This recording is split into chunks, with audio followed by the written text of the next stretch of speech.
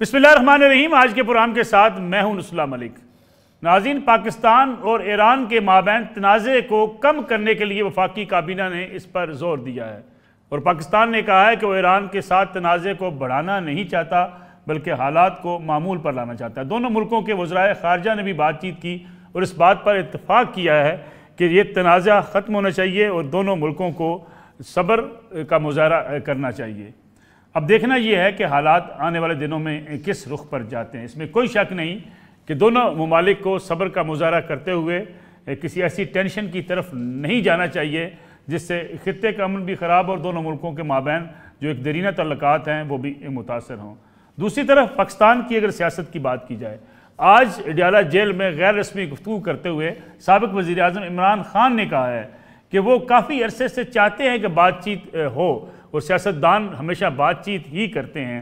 इससे पहले भी PDM के साथ बातचीत का दरवाज़ा खोला गया, बातचीत हुई, लेकिन PDM की हुकूमत जो थी उस वक्त जस्टिस बंदियाल की मौजूदगी में इंतखाबात नहीं करवाना चाहती थी।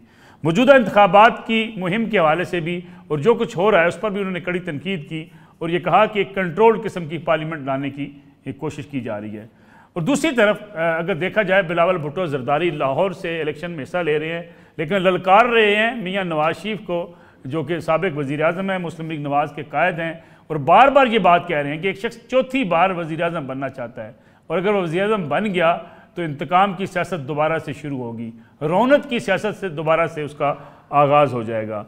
जबकि मरीम नवाज़ शरीफ साहबा ये कह रही हैं कि आज मैदान खाली है, उनके मुखालफिन उनके सामने मौजूद नहीं है बल्कि भागे हैं। सवाल ये पैदा होता है कि क्या वाकई उनके मुखालफिन भागे हैं या भगाए गए हैं। इस पर भी बात होगी आज के प्रोग्राम के अंदर। दूसरा, हाफसाबाद में भी जलसा किया मियाँ नवाज शरीफ ने। आज जलसे से मरीम खिताब करने गई, मियाँ नवाज शरीफ खिताब करने नहीं गए। सोशल मीडिया पर एक तनकीद की जा रही है कि मियाँ नवाज शरीफ ने कल का खिताब भी सिर्फ 10 मिनट किया, कोई तफसीली खिताब नहीं किया, पाक ईरान मामले पर बातचीत नहीं की और मुल्क की सियासत की बातचीत नहीं की। क्यों इलेक्शन फीका फीका है? क्यों ये कहा जा रहा है कि इंतखाबात अब भी गैर यकीनी सूरत हाल से दो चार है? ये भी आज के प्रोग्राम का मौजू होगा। मेरे साथ तशरीफ़ रखते हैं पाकिस्तान तहरीक इंसाफ के सीनियर रहनुमा फिरदौस शमीम नकवी साहब, उनके साथ तशरीफ़ रखती हैं पाकिस्तान पीपल्स पार्टी की सीनियर रहनुमा शबीला फ़ारूकी साहबा, सीनियर साफ़ी सीनियर तजज़ियाकार हसन अयूब सभी हमारे साथ मौजूद है और कुछ ही देर बाद हमारे साथ मौजूद होंगे मुस्लिम लीग नवाज़ के सीनियर रहनुमा जनाब निहाल हाशमी साहब। फिरदौस शमीम नकवी साहब, प्रोग्राम का आगाज़ अगर आपसे किया जाए तो आज इमरान खान साहब ने जो बात की, अगरचे वो गैर रस्मी बातचीत है, जेल में उन्होंने मीडिया अरकान से बातचीत की है, लेकिन इमरान खान साहब जिस चीज़ का तज़किरा आज कर रहे हैं कि मुज़ाकरात होने चाहिए, सियासतदान को बातचीत करनी चाहिए, मैं 19 मार्च से ही कह रहा हूँ कि बातचीत का अमल शुरू हो।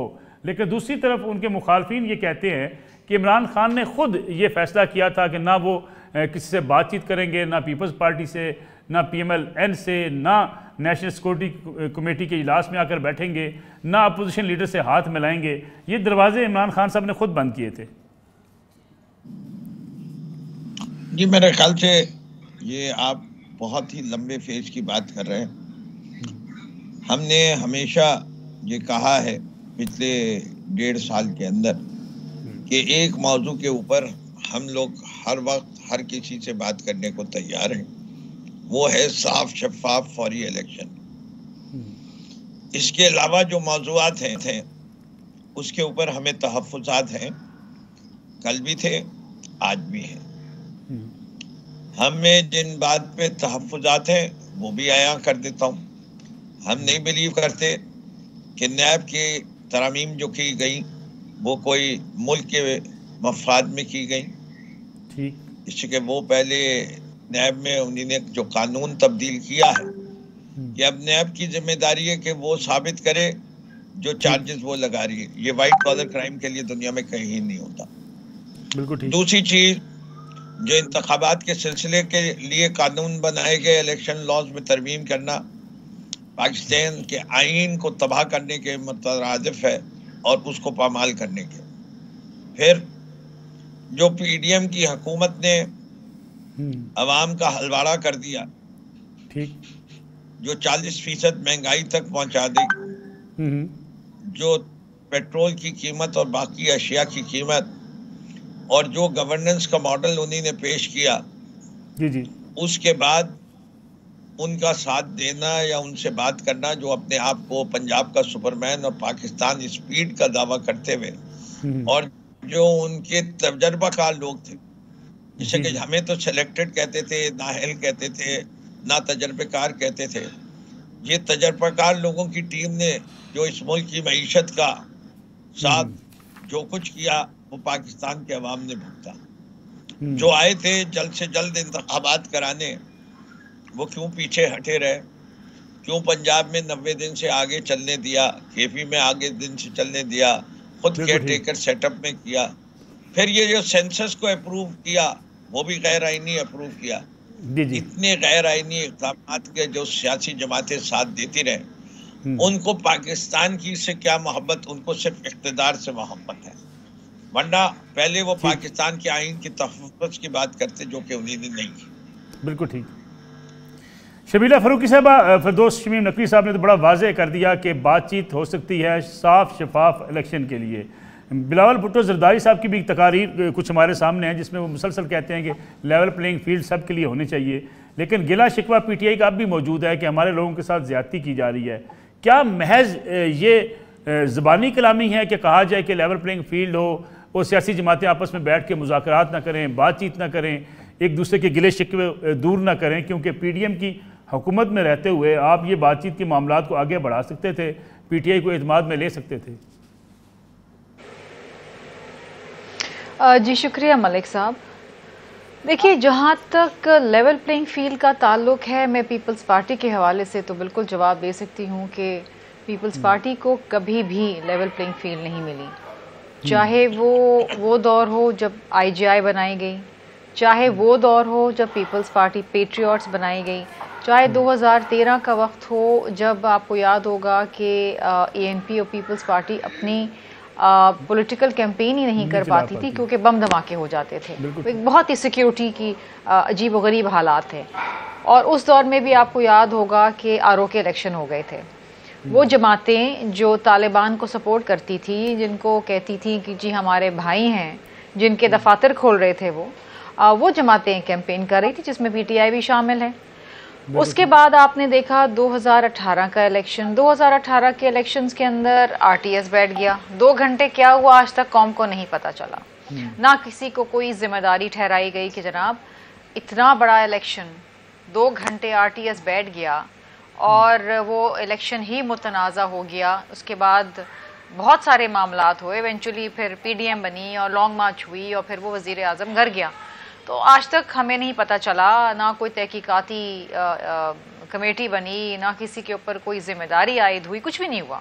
लेकिन 16 माह आपके पास नहीं थे पीडीएम के पास कि वो ये तहकीकात कर लेती? मलिक साहब, हम ये तहकीकात कराने नहीं आए थे। हम 16 माह के लिए आए थे और उस दौरान इससे बहुत बड़े बड़े पेचीदा मसाइल थे। सबसे बड़ा मसला तो ये था कि वो जो आरटीएस बिठाने के नतीजे में जो एक सेलेक्टेड गवर्नमेंट आई थी, वो मुल्क को दिवाली की तरफ ले गई थी। और अगर उस 16 माह के अंदर पाकिस्तान वो लोन सिक्योर ना करता तो शायद दिवालिया हो जाता। तो आज हालात ही बहुत ज़्यादा इतने बदतरीन होते, तो क्या इलेक्शन होना था, क्या कुछ और होना था।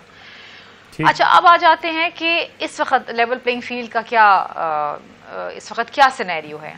इस वक्त भी आप देखें कि सिंध के अंदर जो पीपल्स पार्टी की हुकूमत सैलाब जदगान के घर बना रही थी, वो असेंबलियां डिसॉल्व होते ही यहाँ पर वो फंड्स रोक दिए गए। बाकी सूबों में ऐसा नहीं हुआ। इसके बाद आप देखें कि इलेक्शन शेड्यूल जारी होने के बाद 8 पुलिस अफसरान सिंध के अंदर उनका तबादला किया गया। ठीक है। अच्छा, बहुत सारी ऐसी चीज़ें हैं जिसके हवाले से हमने इलेक्शन कमीशन को बाकायदा खतूत लिखे हैं, जिसमें हम शुरू से एतराज़ करते रहे कि जी वफाक के अंदर भी ऐसे इंटरिम वज़रा बैठे हैं जिनका बराह रास्त ताल्लुक पीएमएलएन से है और ये न्यूट्रल सेटअप नहीं हुआ। एक आप पे शायद नोटिस लिया, कोई हटा नहीं हटा, लेकिन बहरहाल वो सिनेरियो वहीं का वहीं रहा। अच्छा, अब मज़े की बात यह है मलिक साहब कि इस वक्त अगर आप एक सिनेरियो देखें तो एक मखसूस जमात को एक प्रेफरेंशियल ट्रीटमेंट दिया जा रहा है। हम सबको नजर आ रहा है, इंडिपेंडेंट तज्जियाकार, इंडिपेंडेंट अखबारात, ये सब बात कर रहे हैं इसके ऊपर कि जनाब एक जमात है जो क्लेम कर रही है कि हम पंजाब से 125 सीटें ले जाएंगे, लेकिन हमें ऑन ग्राउंड नजर नहीं आ रही। जब आप इलेक्शन लड़ने जाते हैं ना, तो आपके पास एक मंशूर होता है, आप अवाम के पास वो मंशूर लेके जाते हैं। इन जमातों में से किसी भी जमात का कोई मंशूर सामने नहीं आया। मुझे नहीं पता ये इलेक्शन कैसे लड़ रहे हैं, कहाँ लड़ रहे हैं और क्यों लड़ रहे हैं और किससे लड़ रहे हैं, क्योंकि मैदान में तो कोई नहीं है। ठीक है, मैं वापस आता हूँ शर्मिला फारूकी साहब। हसन अयूब साहब से भी तजिया ले लें। हसन अयूब साहब, शर्मिला फारूकी साहबा को आपने सुना, फिरदौस शमीम नकवी साहब ने बात की इलेक्शन के हवाले से, शफाफियत के हवाले से। ये तासर क्यों पैदा हो रहा है जिसकी बात शर्मिला साहबा कर रही हैं कि एक मखसूस जमात उसको पंजाब के अंदर जो है वो बिल्कुल एक खुलम खुला उसको सपोर्ट हासिल है। फिर साथ ये आज कहना मरीम नवाज़ साहबा का कि हमारे मुखालफिन मैदान में नहीं है। मुखालफिन मैदान में कैसे होंगे जब लोगों को इलेक्शन न लड़ने दिया जाए? बहुत शुक्रिया नसरुल्लाह मलिक साहब। देखिए, शर्मिला फारूकी साहिबा पॉलिटिशियन है, उनको हक है कि वो जिस तरह अपनी तनकीद करना चाहें और जिस पर करना चाहिए उनका हक है। और उनकी जमात बड़ी अच्छी इंतखाबी मुहिम चला रही है और मेरा नहीं ख्याल कि लेवल प्लेइंग फील्ड के हवाले से इनकी जमात को किसी भी हद तक या किसी भी तरीके से कोई शिकायत होनी चाहिए। बिलखसूस आज़ादाना तौर पर बिलावल भुट्टो जरदारी अपने तूफानी दौरे भी कर रहे हैं और अपने तूफानी किस्म के जलसे भी कर रहे हैं। लाहौर में देख लें, केपी में देख लें, बलूचिस्तान में देख लें, सिंध में देख लें, और बड़े अच्छे क्राउड को भी वो पुल कर रहे हैं। तो एक अच्छी मुहिम, अगर किसी की सबसे अच्छी इंतखाबी मुहिम चल रही है तो वो पाकिस्तान पीपल्स पार्टी की चल रही है, इसमें तो कोई दो राय नहीं है। मुस्लिम लीग नवाज ने तो अभी स्टार्ट ली है, अपनी इंतखाबी मुहिम का आगाज किया है। और जिस तरह साबिक वज़ीर-ए-आज़म मोहम्मद नवाज शरीफ ने तो अभी तक इंतखाबी मुहिम का एक ही जलसा किया अहमदाबाद वाला, और जिसके अंदर भी जैसे आप फरमा रहे थे कि उन्होंने बड़ी मुख्तसर जो है वो तकरीर की है। शायद उनका जो मंशूर है जब तक वो तक पब्लिक नहीं होता तो इससे पहले शायद उन्होंने गुरेज किया जो अपना इंतखाबी मंशूर देने के हवाले से अपनी तकरीर में। तो जहां तक रहा सवाल पंजाब के अंदर एक मखसूस जमात को ज्यादा सहूलतकारी फराम होने का, तो ये तो सवाल फिर जो साबिक प्रेसिडेंट है आसिफ अली जरदारी साहब, ये उनसे करें, क्योंकि वो तो उनका बेटा है। और उन्होंने अपने इंटरव्यू में जो हालिया इंटरव्यू उनका देखा, उसमें तो मैंने खुद अपने कानों से साबिक सदर आसिफ अली जरदारी को ये कहता हुआ सुना कि मोहसिन नकवी आज भी मेरा बच्चा है। तो उस लिहाज से अगर उनका वो बेटा है तो वो तो बिलावल के भाई हो गए। तो अब बिलावल भुट्टो जरदारी साहब को या ये पाकिस्तान पीपल्स पार्टी के जितने भी रहनुमा हैं, काबिल इज्जत है, उनको चाहिए कि ये सवाल तो साबिक सदर आसिफ अली जरदारी साहब से पूछे कि आपका बेटा हमारे साथ जाति क्यों कर रहा है। एक बात तो ये होगी जी। जहां तक दूसरी बात आ गई कि जी पाकिस्तान तहरीक इंसाफ की लेवल प्लेइंग फील्ड के हवाले से आप यकीन करें कि इनके साथ आप जो मर्जी कर रहे हैं, इन्होंने शोर तो मचाना है, क्योंकि इनके पास कारकर्दगी अभी बिल्कुल सिफर है कि इंतखाबात में जाएंगे तो अपनी क्या डेवलपमेंट बताएंगे दुनिया को या आवाम को। अब उसमें इनके पास एक ही बहुत अच्छा नैरेटिव है, और नैरेटिव बिल्डिंग में यानी पीटीआई के नजदीक भी कोई जमात नहीं आती। वो बड़े ऐसे तरीके से अपने आप को बेचारा और मजलूम जाहिर कर रहे हैं और बेचारगी का वोट लेना चाह रहे हैं। अब यानी आप ये देख लें कि इनके अपने कई कायदीन ऐसे हैं जो कि एब्सकॉन्डर हैं, उनके ऊपर मुकदमात थे, वो एब्सकॉन्डर हो गए। जब एब्सकॉन्डर हैं तो एब्सकॉन्डर के तो फंडामेंटल राइट सस्पेंड होते हैं, फिर उसके कागजात नामजदगी मंजूर नहीं हो सकते। इन्होंने तो यहाँ तक भी किया कि यानी ऐसी जगह पर जहां पर अभी कन्विक्ट हैं फॉर्मर प्राइम मिनिस्टर थे इमरान अहमद याजी साहब, इसके बावजूद उनके हवाले से उन्होंने जो है वो लिटिगेशन की कि किसी तरीके से उनके कागजात नामजदगी मंजूर हो जाए। लेकिन जब एक बंदा कन्विक्ट हुआ हो, उसकी जो सेंटेंस है वो सस्पेंड है, वो भी उनका इकोटल नहीं हुआ। जब इकोटल नहीं है तो वो किस तरीके के साथ उनको जो है वो दोबारा इंतखाब में हिस्सा लेने दिया जा सकता है। ठीक है, निहाल हाशमी साहब, जिसका तस्करा हम अक्सर करते रहते हैं कि PMLN पंजाब के अंदर अपने आप को समझती है कि वो इलेक्शन जीत रही है या मजबूत जमात तस्वर की जाती है, वहाँ पे भी मियाँ नवाज शरीफ का कल का सिर्फ जलसा हाफिजाबाद वाला 10 मिनट का खिताब, हालांकि जब मियाँ नवाज शरीफ साहब वापस आ रहे थे उस वक्त कहा जा रहा था कि वो जाके एक मोमेंटम बना देंगे, जलसे करेंगे, पूरी कैंपेन को लीड करेंगे, जिसके नतीजे में इलेक्शन का एक माहौल भी बनेगा। सिर्फ बिलावल भुट्टो जरदारी पंजाब के अंदर जलसे कर रहे हैं, लेकिन PMLN की लीडरशिप, आज मरीम साहबा गई एक जलसे के अंदर, लेकिन उस तरीके से इंतखाबी मुहिम शुरू ना करना या एक मोमेंटम ना बनाना, PML की स्ट्रेटजी क्या है? बिस्मिल्लाहिर्रहमानिर्रहीम। मलिक साहब, आप मुझे बताइए, जितने बड़े जलसे हुए PMLN के, क्या उतने बड़े जलसे बिलावल साहब ने पूरे पाकिस्तान में कहीं कर पाए? नहीं। अगर चेयर से खिताब करने को आप जलसा कहते हैं तो फिर तो उस तरह का जलसा हमने नहीं किया। मगर अभी तक ये चौथा जलसा हमारा हो गया है।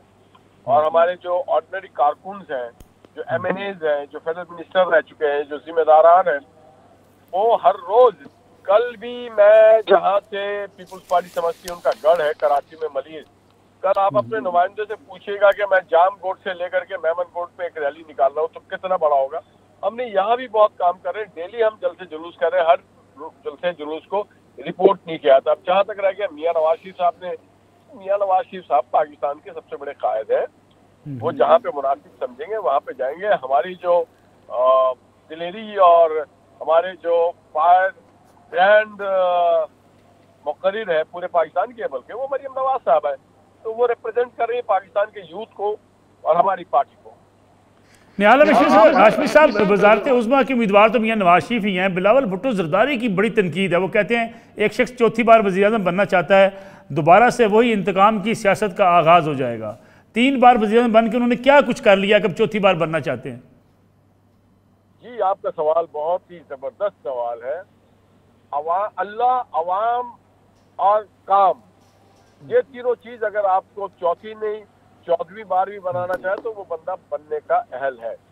3 बार वज़ीर-ए-आज़म बन के उन्होंने सिर्फ इतना किया कि कराची से लेकर पेशावर को मोटरवे से मिला दिया, जो शेर शाह सूरी के ग्रैंड टर्न रोड के बाद पहली बार ऐसा हुआ। उन्होंने ग्वादर पोर्ट को मोबिलाइज किया, उन्होंने Karachi airport, Lahore airport, Islamabad airport को तामीर किया, उन्होंने एक जदीद ट्रांसपोर्टेशन का निज़ाम येलो कैब लेकर आया, उन्होंने ग्रीन चैनल अप्लाई किया, उन्होंने नौजवानों के हाथ से हथियार और जो मंशियात है उसको फेंकवा करके उनके हाथों में लैपटॉप दे दिया, उन्होंने 16 एकड़ जमीन दिए गरीब हारियों को, उन्होंने पाकिस्तान को न्यूक्लियर पावर बना दिया, उन्होंने CPEC ले आया। उनके दौर में जो GDP था वो था 5.8, उनके दौर में कराची में अमन आया, तो और क्या लेके आए। अब बिलावल साहब के जो पार्टी का दौर रहा है सिंध में 15 साल का, इसमें 22,000 फंड इनको एलोकेट हुआ। कराची को उन्होंने मोहनजोदारो से भी आगे वाले ले गए। अब मोहनजोदारो का नंबर बाद में आता है, कराची का नंबर पहले आ जाता है। यहाँ पे स्कूल इनके अपने वजीर कहते हैं कि 9,000 घोस्ट स्कूल है। 9,000, 9 नहीं, 900 नहीं, 90 नहीं, 9,000 घोस्ट स्कूल इन्होंने 15 साल में बनाया है। इन्होंने सैलाब ज़दा खान को आबाद नहीं कर सके। कराची के जो रोशनियां थी वो बेरौनक हो गया। हाँ, ये जरूर हुआ है कि कराची के जमीनों पे कब्जा हुआ है, नौकरियों पे कब्जा हुआ है, मसाइल पे कब्जा हुआ है, सिस्टम बनाया, एक 2 नंबरी सिस्टम बनाया जिसमें हर चीज पे काबिज हो गए। कोई बताए मुझे एक यूनिवर्सिटी, एक कॉलेज, कोई एक ऐसा स्टेट ऑफ आर्ट। निहाल साहब, यही आपके सवालात रखते हैं शर्मिला फारूकी साहब के सामने, लेकिन एक कमर्शियल ब्रेक के बाद।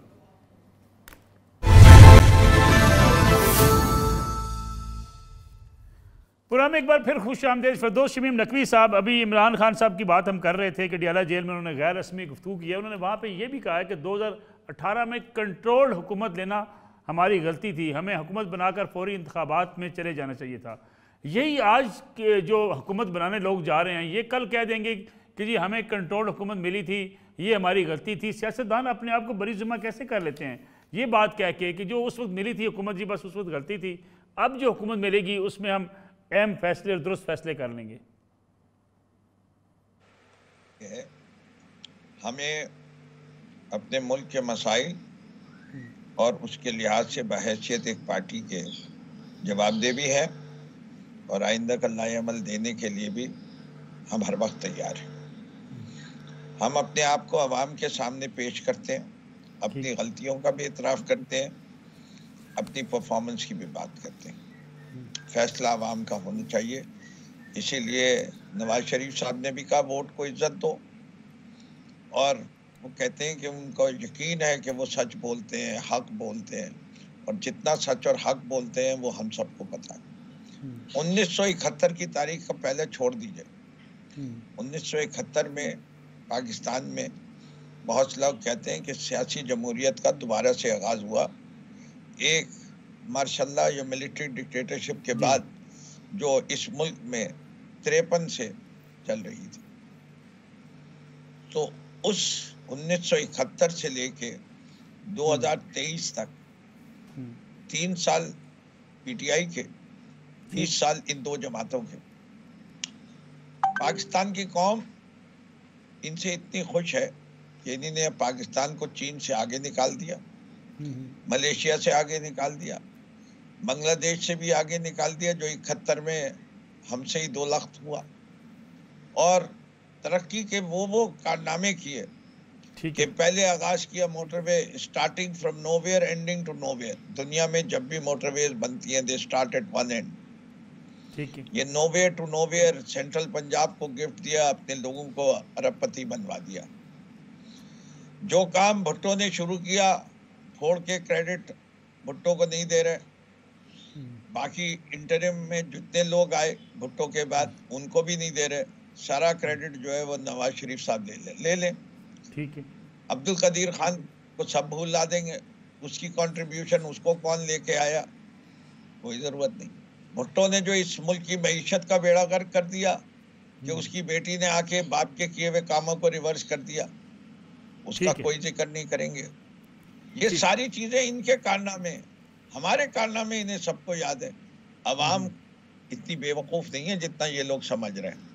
इसीलिए आज हमारी मकबूलियत है जहां है, और जो मकबूलियत का आलम इन लोगों का है कि एक जो है जाके पंजाब में कहें कि मैं कराची बना दूंगा पूरे पंजाब के हर शहर को, कोई एक मॉडल यूसी दिखा दें कि इससे बेहतर कोई हो, बता दें कि कराची के अंदर कितनी पानी की शॉर्टेज है, कितना कूड़ा नहीं उठता है, बता दें कि ये गंदगी का आलम इस शहर में क्यों है, ये ज़बूहाली क्यों है, क्या इनको पैसे एनएफसी अवार्ड के नहीं मिलते। बिल्कुल ठीक। और दूसरी वाली बता दें कि पंजाब के अंदर 62% जो बजट आता था वो एक शहर पे क्यों खर्च होता था, बिल्कुल क्या बाकी शहरों का कोई हक नहीं। जिस मुल्क के अंदर और जिस सूबे के अंदर जो है इस वक्त 46% बच्चा स्कूल नहीं जाता, वहां जो स्कूल जाते हैं उनको लैपटॉप दे दो। वाह भाई, क्या लॉजिक है। ठीक है शर्मिला फारूकी साहबा, ये सवाल तो बड़ा वैलिड है कि कराची में अगर आप लोगों को पानी नहीं मिलता, लोगों के मसाइल हैं, कराची में गंदगी है, शहर कराची जो दारुल हुकूमत है, जो आपके सिंध का मेन शहर है, वहाँ पे अगर ये सूरत हाल होगी तो आप लाहौर में आकर कैसे कह सकते हैं कि लाहौर को हम कराची बना देंगे? मलिक साहब, हम तो ये बात ही नहीं करते कि हम लाहौर को आके कराची बना देंगे। हम लाहौर को कराची बनाना ही नहीं चाहते।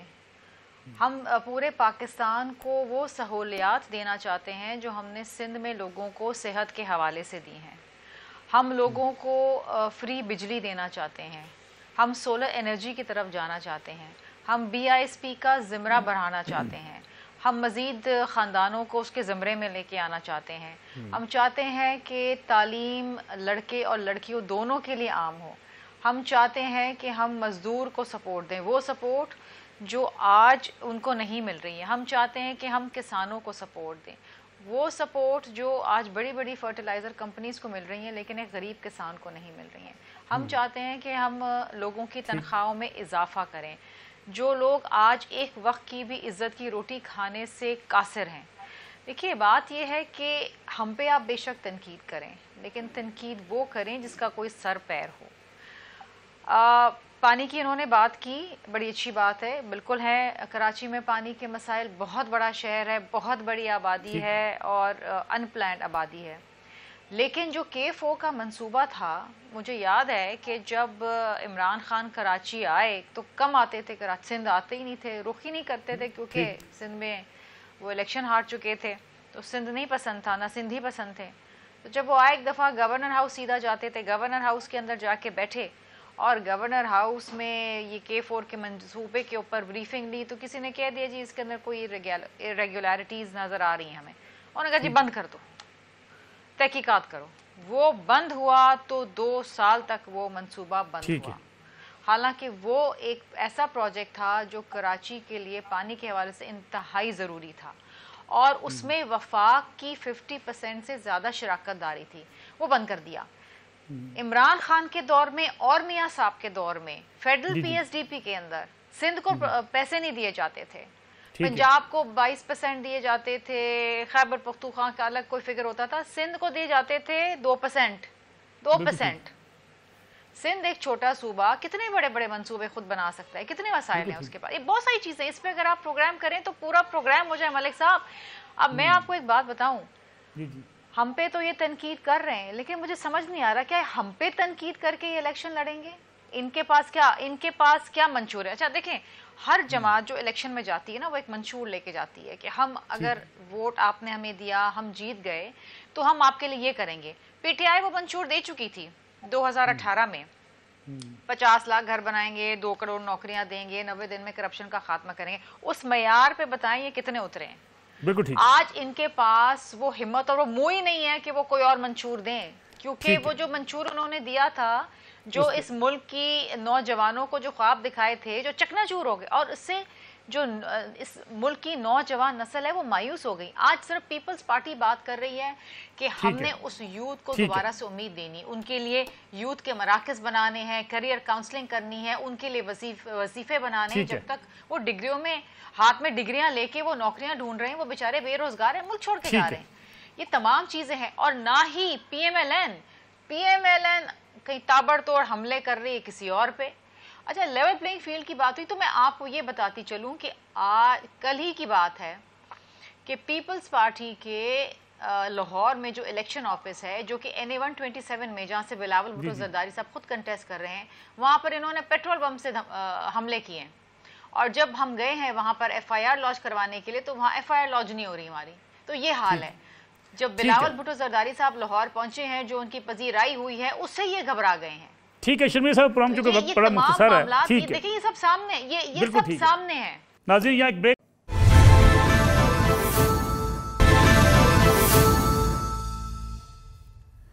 प्रोग्राम में एक बार फिर खुश आमदेद। निहाल हाशमी साहब से पूछ लूँ, निहाल हाशमी साहब, मंशूर की बात शर्मिला कर रही हैं कि हम तो 300 जो है बिजली की यूनिट देना चाहते हैं, हम अपना मंशूर दे चुके हैं। PMLN का मंशूर अभी रुका हुआ है, कहाँ पे है? मैंने अभी घर फोन किया कि क्या हमें फ्री बिजली मिल रही है, तो ऐसा तो नहीं, हमारे बिजली का बिल करने वाला था, कोई बात तो बिजली में कहा है। मैं उस वक्त उसको तस्दीक करना चाह रहा था। जो बातें इन्होंने की है K4 की, यहाँ पे मैं बातचीत करूंगा कि K4 मंसूबे को मोहम्मद नवाज शरीफ साहब ने इनिशिएट किया और इसके 50% ऑर्डर दिए और उसकी फंडिंग भी की, मगर प्रोविंशियल गवर्नमेंट ने उसको आगे नहीं बढ़ाया। कराची में आके आप देख लें कि क्या खूबसूरत शहर इन्होंने बना के रख दिया कराची को, कि अगर पंजाब के शहरों में शुमार करना हो तो सबसे पहले कराची का नंबर आ जाता है। ठीक है। इसी तरह रोजगार के हवाले से देख लें आप, इसी तरह से हमारे मैरिज के हवाले से देख लें आप। 15 साल में 22,000 अरब रुपया लिया इन्होंने 15 साल में, और उसमें मुझे कोई मंसूबा ऐसा बता दे हेल्थ सेक्टर जो बने बनाए चीज उसको दोबारा इन्होंने प्रवेश किया। और इसके अलावा कुछ भी नहीं, इन्होंने जमीनों पे कब्जा किया, नौकरियां देखी। लेकिन हाशमी साहब, आप अपना मंशूर बता देना कि मुस्लिम लीग नवाज का इस वक्त मंशूर का अहम नुक्ता क्या होगा? वो नहीं बताएंगे। हमारा मंशूर मोटरवे है, हमारा मंशूर जो है वो सी पैक है, हमारा मंशूर जो है वो पाकिस्तान के दिफा को मजबूत कर रहा है, हमारा मंशूर जो है नौजवानों को हाथ में लैपटॉप देना है, नए मौके देना है, हमारा मंशूर जो है सस्ती रोटी कर रहा है, हमारा मंशूर जो है ग्रीन बस, ऑरेंज ट्रेन देना है, हमारा मंशूर जो है मुल्क में अमन देना है, हमारा मंशूर जो है खारजा के पॉलिसियों के साथ मोहब्बत का रिश्ता कायम करना है। नवाज शरीफ का जो मंसूबे हैं मैं गिनाता रहूँ और आप गिनते रहे, खत्म नहीं होगा, आपका प्रोग्राम खत्म हो जाएगा, मगर नवाज शरीफ खत्म नहीं होगा। हसन अयूब साहब, सियासी जमातें अपना अपना मंशूर दे रही हैं, मैं आपसे चाहूँगा कि आप उसको ज़रा रैप अप करें। पीपल्स पार्टी को यह क्रेडिट जाता नहीं है कि उन्होंने सबसे पहले अपना मंशूर दिया, आवाम से के सामने कुछ चीज़ें रखी जो आम आदमी, गरीब आदमी के लिए बहरहाल एक अट्रैक्टिव मंशूर हो सकता है? देखिए, इसमें कोई दूसरी राय नहीं है। पाकिस्तान पीपल्स पार्टी लीड कर रही है अपनी जो इलेक्शन मुहिम है, और उसमें मंशूर उसमें एक उसका अहम सतून है। लेकिन जो मेरी इतलात है वो मुस्लिम लीग नवाज ने भी मंशूर पर कोई ज़्यादा वक्त जो है वो सर्व कर दिया है, जो कि इस वक्त जो है वो वक्त इसका मुतकाजी नहीं था। लेकिन जो इस वक्त तक मंशूर से मुताल्लिक जो थोड़ी थोड़ी बातें पता लग रही हैं वो तो बड़ी अच्छी हैं। यानी इस वाले से मतलब मेरा उन पर तबसरा करना या उनको पहले ही किसी ने कॉन्फिडेंस में अगर मुझे बातें बता दी तो मैं वो बात आउट कर दूं तो मुनासिब नहीं है जब तक वो खुद अपना ये अनाउंस ना करें। लेकिन इसमें रोजगार जो है नौजवानों को रोजगार देने के हवाले से। अब रोजगार में यानी आपको बताऊं कि ये नौकरियां नहीं है, ये रोजगार के मौके फराहम करना है, जॉब अपॉर्चुनिटीज देना है और इसके अलावा अपने कारोबार देने हैं। और जो छोटी सनतें हैं इनको ई कॉमर्स के जरिए बैरूनी जो दुनिया है उनके साथ लिंक करना है, इंटरनेशनल मार्केट तक उनकी जो है उनको रीच देना है। यानी सब बहुत सी चीजें हैं, बड़ी जबरदस्त चीजें हैं, लेकिन वो भी यानी आपको मैं यही बात दोबारा अर्ज करूंगा कि वो मुनासिब नहीं है। जहां तक बात आ गई जी के यानी इस बात की जो 9 मई वाली है, तो उनका मंशूर इस वक्त मुझे जो बजाय नजर आ रहा है वो दोबारा 9 मई करने जा रहे हैं। और दोबारा 9 मई के हवाले से जो प्लान सी तैयार हुआ है वो प्लान सी यही है कि 9 मई पार्ट 2 करें। तो आपको मैं ये बता दूं कि इस मरतबा जो रियासती इदारे हैं अब वो इस वक्त 0 टॉलरेंस जो है बरती जाएगी इस मरतबा, और किसी को भी ये इजाजत नहीं दी जाएगी कि वो GHQ या किसी सरकारी इमारत उसके सामने आए और तोड़फोड़ करे। इवन के यहाँ पर आग लगाना तो दूर की बात है, उनके नजदीक भी जाने की इजाजत नहीं होगी। मैं आपको बड़े जिम्मेदारी से ये बात कर रहा हूँ नसूर मलिक साहब, बिल्कुल प्लान बना हुआ है, ये प्लान बना हुआ है, इन्होंने हमला करना है और इस यही प्लान सी है। उनका और प्लान सी है क्या? अगर प्लान सी इससे कुछ अलग है तो फिरदौस शमीम नकवी साहब मौजूद है, आप पूछ लें उनसे। फिरदौस साहब जरा आप इस पे कमेंट कर दें जो हसन अयूब साहब ने बात की, चूंकि प्रोग्राम का वक्त बिल्कुल खत्म हो गया है। सर ये जिन साहब का भी है, one he is not a neutral observer, secondly he has no right to speak about events which he has not seen happen. ना 9 मई हमने किया था, पहले उस पंजाब के IG पुलिस को गोली मार दो जिसने दिफा नहीं किया। उस पाकिस्तान की फौज के बारे में मैं कुछ नहीं कहना चाहता, इससे कि वो मेरे मुल्क का वाहिद इदारा है, बिल्कुल ठीक, और उस इदारे को हम महफूज रखना चाहते हैं। लेकिन कोई ना कोई तो जवाबदेह होगा कि लिबर्टी से चल के लोग आ गए, ना कोई वाटर कैनन पहुंची, ना कोई जो है वो पाकिस्तान तरीके इंसाफ से है या नहीं है। माजरत के साथ मुझे इस वक्त इंक्लूड करना पड़ रहा है, नियाज़ी साहब का ताल्लुक कहां से है, कौन सी जमात से है? फिरदौस साहब चले आप साहब कौन है, कौन से ओहदेदार हैं पार्टी के? मैं बैठा हुआ हूँ सीनियर वाइस प्रेसिडेंट, मैं कह रहा हूँ कि आप बिल्कुल बेहुदा बात कर रहे हैं। चले ऐसी बात नहीं करते फिरदौस नहीं, ये तो देखिए ना, बेहुदा कह देना, बेहुदा कहने से आप साजिशी थ्योरी तैयार कर रहे हैं, उसको मैं तो कहूँगा कि अल्लाह करे कि मेरी बात साबित हो, मैं तो दुआ करता हूँ कि अल्लाह करे मेरी बात साबित हो, लेकिन बजाय इस वक्त तक जो है इंतजाम ऐसे ही है। आई विल देखिए, ये आप अगर इजाजत देंगे इनको मेरी बात, मैंने इनकी बात बड़ी फिरदौस साहब कंप्लीट करना, इनमें भी इतनी चाहिए तो होनी चाहिए कि जब ये गलत बात करेंगे तो इनको जो मैं अल्फाज चुनाऊं, अब इनकी बारी आएगी जवाब दे दें। जी फिरदौस साहब, बात सारी है कि मैं पाकिस्तान तहरीक इंसाफ की पूरी 27 साल तारीख में कोई नाउमाई नहीं है, बिल्कुल ठीक, एक दिन की वजह से 27 साल को जो बुलाने की कोशिश कर रहे हैं, हमने कभी कोई ऐसा काम नहीं किया। ठीक है फिरदौस साहब, प्रोग्राम पे वक्त चुके खत्म हो गया है, बहुत माजरत आपसे, निहाल हाशमी साहब, शर्मिला फारूकी साहबा और हसन अयूब साहब हमारे साथ शरीक गुफ्तगू थे। नाज़रीन आज का प्रोग्राम था, इंशाल्लाह कल आपकी खिदमत में दोबारा हाजिर होंगे, इजाज़त दीजिए, अल्लाह हाफ़िज़।